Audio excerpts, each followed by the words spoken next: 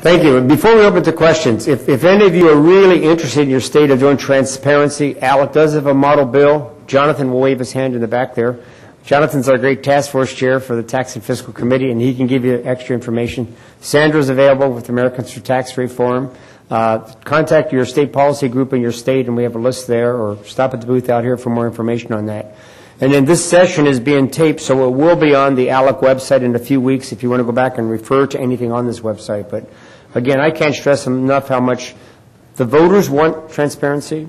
Your Tea Party groups want transparency. You want transparency. And this is a way, really, that I see how we can downsize government. In many of your states, starting January 1st, there will be a free market, a libertarian or a conservative investigative journalist there that you can pass information on and also get information out on your side.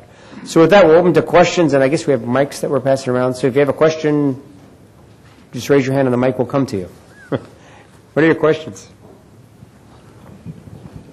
And if you address it to one of the panelists or all three, from the great state of Oregon. Who won? Good morning, Bob. Gene Wisnett, State Rep, Oregon. I sponsored a bill with two Democrats and Republican, House Bill 2500 that we passed this last session for zero cost transparency bill. One thing I would suggest to people, and I've heard some of the comments this morning, we put in our bill a bipartisan and a private public committee that will be monitoring that website and suggesting changes and updates. You might want to consider that.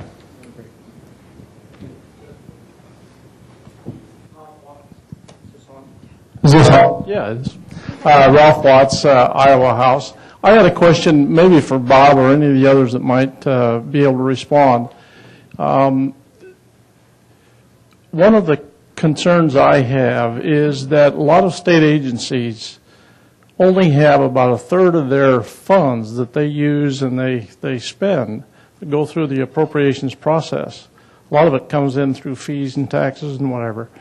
Have you done anything to make those, the historical value of those taxes and fees more transparent in this whole process? Because obviously they're spending what they're taking in, but they aren't really saying a lot of times where the money's coming from other than the appropriations process, and it's not together in one place. Is any state really dealing with that in a big way? I don't have which states specifically. Most of the states have started out with the general fund. Some states have done all funds. But right now, the biggest challenge you're having in your state is the non-general state fund, the federal funds, all these other funds, because the legislature, in some cases, the governor's office, are using these other funds for different reasons. And again, we urge transparency of all funds, because it's interesting when you hear, one of the difficulties I had, when I was a young kid, I used to audit at the Pentagon and Post Office for the GAO.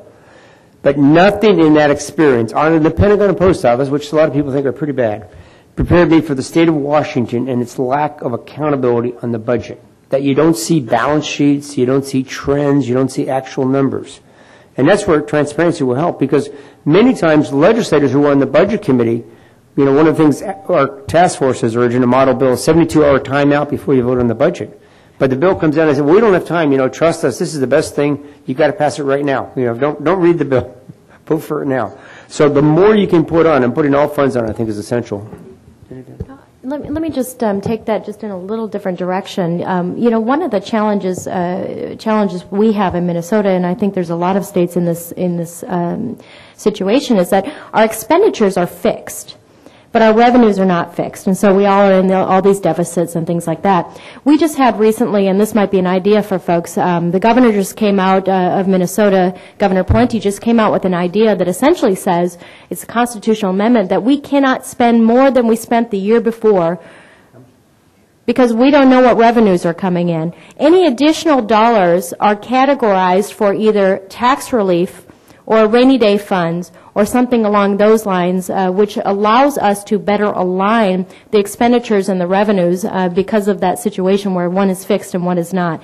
And so, you know, that might be something that we look at down the road, but I think that's another challenge with transparency, is that you can be transparent in the fixed part of the expenditures, but we aren't always transparent in what's coming in either. And so we need to be transparent on both sides of that ledger.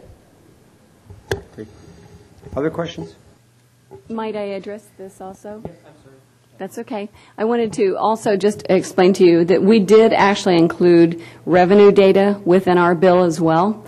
We do have issues with that still, with the implementation of all of it. We do have a great new member of our Joint Budget Committee that some of you may know, Representative Kent Lambert. Now, Kent has been great, and even he complains about the website to the governor's staff, because even as a Joint Budget Committee member, he has had many difficulties and problems and just trying to get access to information that even he needs as a Joint Budget Committee member.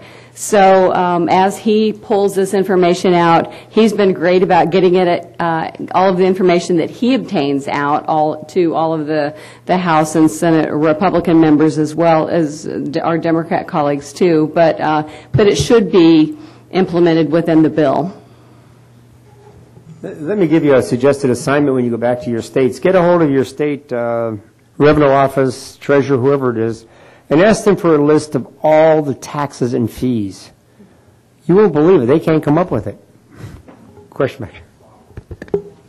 Pete Illoway from Wyoming. On the Illinois Independent website, how many hits do you get? I mean, people are saying that the general public is interested in it. Are they really? We launched our website on Wednesday. We've gotten about 1,000 hits so far. You can help us make it 1,001. Wonderful. But we're expecting quite a few more. We've just in the last 24 hours got a lot of radio hits, TV hits, and they're giving out the website address.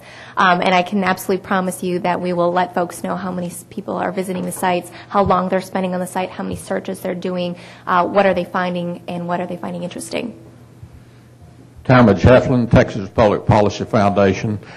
I heard it mentioned in another workshop earlier this week that it's not so much the public's interest, but it's the elected officials knowing that the information is available. It's what makes it so valuable. And the public knows when they do get interested, they can go and get it. To the previous question about knowing where the money is spent, our controller in Texas issues every warrant for every penny that is spent.